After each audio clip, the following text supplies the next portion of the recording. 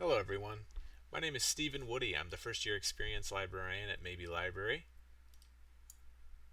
Contact information that you can email me is stephen.woody@washburn.edu with any questions regarding this tutorial or any research questions in general in the future. Today's topic is going to be the legalization of marijuana. Alright, you guys are working on an assignment, an annotated bibliography I believe, that is going to allow you to argue either side of the issue. So for or against the legalization of marijuana. Dr. Gonzalez has informed me that you guys need three sources, three database articles to fulfill the requirements for that assignment. This is going to be the URL for Maybe Library's website. That's going to be www.washburn.edu/maybe. And we're going to address these keywords here shortly. So you can either enter in the URL into the search box here at the top, or what I do is I just search for Maybe Library at Google anyway. First result here at the top of the page. And this is going to be our website, okay? I'm going to have you scroll down just a little bit. And as you can see here in the middle is going to be the Atlas Catalog 1 search. If we were doing a little bit more rigorous research today, we'd be using this because this is going to be a more all-encompassing search box to find information through all the various means that Maybe Library has at its disposal to provide you guys with information. But because it's just going to be general introductory research, I'm going to have you guys click down here, the Databases tab. Click that, and it will take you to our A to Z databases page. We have 212 databases that Maybe Library subscribes to. We're not going to need all 212 today. Normally, we don't need a reference help today, but if you guys do need this in the future, this is a wonderful pop-up. You can chat now. It's going to take you to the virtual reference desk where you can ask for research assistance with any general librarian that's working the desk at that point in time. Again, I'm also available anytime through that email. We're going to go ahead and click no thanks for now. Now, when you're at this page, normally, for those of you when you get a little bit more advanced in your research skills, you're going to limit your database results by subject, right? You guys are in a sociology class. It's going to be Sociology 101, social issues. You could come down here. We've got 10 databases that are dedicated to sociology, right? But because this is introductory research, I want you guys to actually go down to G, find general. We've got 17 databases for that. And we're going to work with Academic Search Ultimate today. It's an EBSCOhost database. You'll see many pages just like it because EBSCOhost has their hands in a lot of various different disciplines across the academic spectrum. So we'll click that. Now, I'm already logged into Academic Search Ultimate. I'm already logged into the database. You guys will have to get through that paywall using your first and last name and your WU IDs are the only credentials you'll need to access this as Washburn students from home. Normally, if you were on campus, you wouldn't have to sign into anything. Again, that's just simply because we are all accessing this remotely. Here's the main page for Academic Search Ultimate, right? We've got three search boxes, so a little bit less traditional than what you're used to with Google. And you've got your search options, right? And specifically, we're not going to worry about the search modes and expanders today, but we are going to mess with some limiters, all right? Now, the reason that you guys are going to need to use databases in the future is for a variety of reasons, right? But for starters, when your professor asks you the question, when Dr. Gonzalez asks you the question, why should marijuana be legalized or why shouldn't it be legalized, many of you simply go to Google, google.com, and you say, why should marijuana be legal? Or illegal if you're on that side of the argument, right?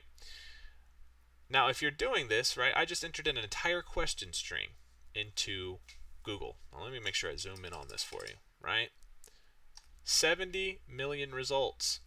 Sure, it found it in 0.5 seconds. That's wonderful. But that's still 70 million results. There's a lot to deal with here. MarijuanaProcon.org, drugpolicy.org, HuffingtonPost.com, ThoughtCode.com, the New York Times, all these resources, websites that we're not sure are vetted, we're not sure of the quality of those resources, right? And there's 70 million of them. Who has time for 70 million results? That's a lot to comb through.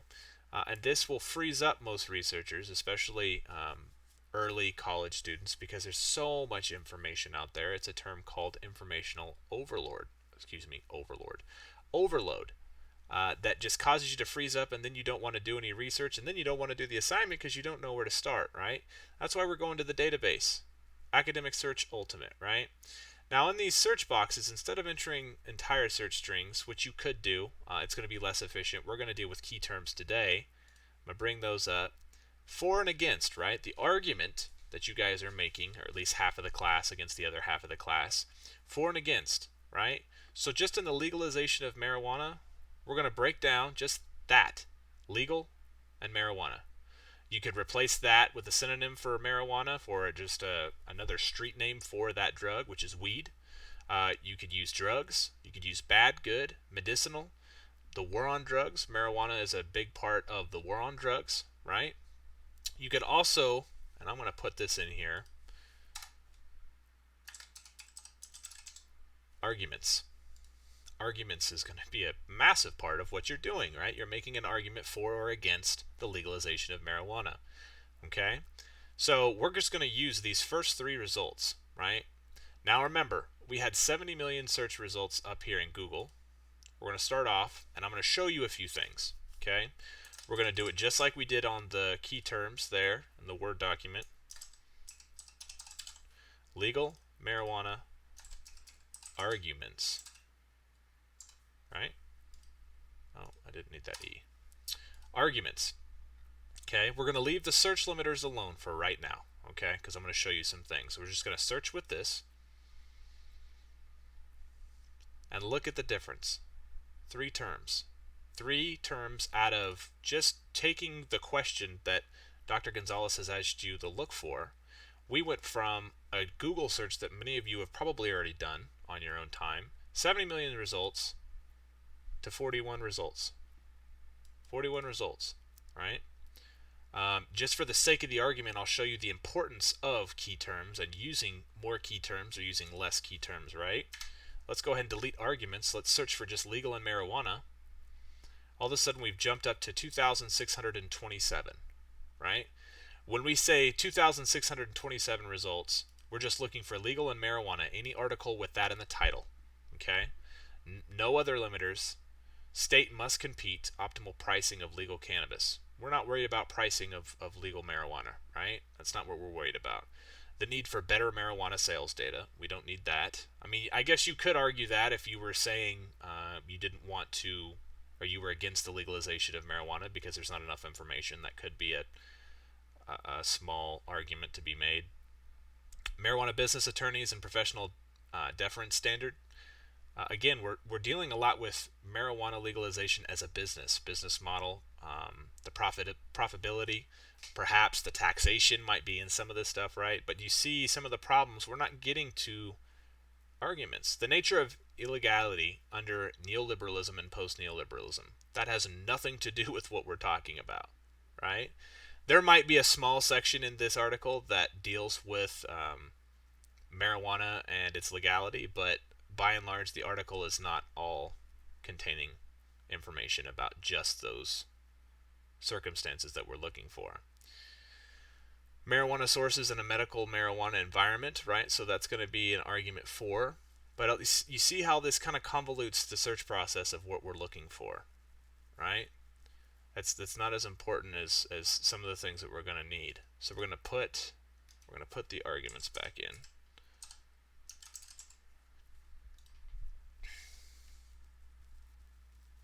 Click search. We're back to the 41 results, okay? Constructing a creative reading. Will U.S. state cannabis legislation threaten the fate of the international drug control treaties? Okay, so U.S. state cannabis legislation, this could be an argument against marijuana because it could affect international drug control treaties. And again, see, this is a different term. Instead of using marijuana, you've seen cannabis a lot, but reefer madness in federal court. An overview of how federal courts are dealing with cannabis litigation and why it is necessary to, quote, dig into the weeds. Witty title. If it looks like a duck, equal protection, selective prosecution, and geographic differences in the federal prosecution of marijuana crimes under the Controlled Substances Act, right? This article is going to talk about the legality of the issue. Day smokers confused employment. Why state employment laws for legal marijuana users fail to protect employees, right? This could be an argument that making marijuana illegal, or at least drug testing for it, is problematic. That could be parts of arguments either for or against. Cannabis law, the Constitution, and the ABA model rules, right? So now we are dealing with the legality, right? Just introducing arguments with the key terms legal and marijuana. We've really limited our results to the things that we want to see, right? Now, right here on the limits, right, those limiters I was talking about, these first results, really all these results, okay, so these first 5 results are all PDF full text. You're going to want to see either PDF or HTML full text. That means you are going to be able to access the full information, okay? When I click this article, okay, it's going to take me to this page. It's going to have the abstract, right? But it's going to have the PDF full text that I can click here and open the article, and I can read the entire article, right? We're going to go back to results list, so I can show you what happens if that article isn't already full text. So now we have an article where we don't see that PDF or that, as you can see here, this HTML full text. We have something called Check for Full Text Finder. Now that's just an extra step. We may or may not have access to that resource through another function, through maybe library, right? We've got the abstract and we've got the metadata for the information, but we don't have the full text. This is frustrating. Clinical use of marijuana, the thin line between good and evil. This could be a pretty good argument, or excuse me, article to figure out the arguments on either side that you're trying to make, right? But it's not in full text. This is frustrating to see in the search results, right? So we'll go to result list. So you can eliminate these things, right? We're going to go all the way back up to the limiters. We're going to check the box for full text. As you can see, it's going to update our search results. We trimmed our results down from 41 to 35. All right. Scholarly peer-reviewed is something that almost all professors at Washburn University are going to ask you to do. Scholarly peer-reviewed at its simplest form means that whatever article is put out there, if it is a scholarly or peer-reviewed article and or journal that that article is coming from, it means that more than just that person who publishes that article agrees with that article prior to it being published. That might have been a little bit confusing. So when you go through the publication process, say Dr. Gonzalez publishes a paper about this argument of should marijuana be legalized or not, right? That's the core principle of an article that she's writing. That article is going to carry more weight if everybody in the sociology department reads it and puts their stamp of approval on Dr. Gonzalez's research and says, I agree with everything that Dr. Gonzalez says. Or on the flip side, they've read it, they've made notes, they don't agree with everything, they've said, Dr. Gonzalez, here's some holes in your research, can you take a look at these things and maybe include them, right? So no matter what, there are more eyes that are on that research that Dr. Gonzalez has done. There's more merit to what she's saying, right? As opposed to if Dr. Gonzalez just, published it on her own, and with it just being her name on that document and she's the only one who's dealing with the research, there's less merit to what she's saying, right? So that's the importance of scholarly peer-reviewed. There's going to be more merit, more weight to what's being said. And as you can see, we've limited our results just off those 2 limiters, full text and the scholarly peer-reviewed, down to 16, right? We were originally at 41 with these 3 key terms, okay? So 16 results, you can comb through these in 15 minutes, right? You've gone from 70 million search results to 16. And all of these, most of these are going to deal with the things that you're going to be looking for, right? The other flip side of that is you could also update the publication date, right? Say Professor Gonzalez, in this instance, I don't believe Professor Gonzalez has a date requirement for the research. You will have other classes that will say, I only want research that is 5 years old or less. So in that case, we're only 3 months into 2020, so I am going to leave the 2019 on the end part, but we're going to put 2014 to 2019. Okay, so we've trimmed it by a few results. We're down to 13 now, right? So now, if that's your requirements for your research, that I want research that has been created within the past 5 years, I want it to be scholarly peer-reviewed, right? And make sure, obviously, on your side of things, that won't be a requirement at the forefront, but you'll only want to see full text just in those 3 boxes, just checking these 3 limiters. We're down to 13 results in a handful of minutes, right? So it makes your process much easier. Okay, you'll be able to click the full text link here for any of these articles just to show, and this is what it looks like. You're going to see the abstract, which is going to be a basic breakdown of what the article entails, right? This is 50 pages, so this might take some time to read. But the abstract kind of helps you out with what you're looking for, right? This could be a very core argument to what somebody's making on the side of legalization should not happen. You're against legalization of marijuana because it's going to interfere with the international drug control treaties that the United States has in place, right?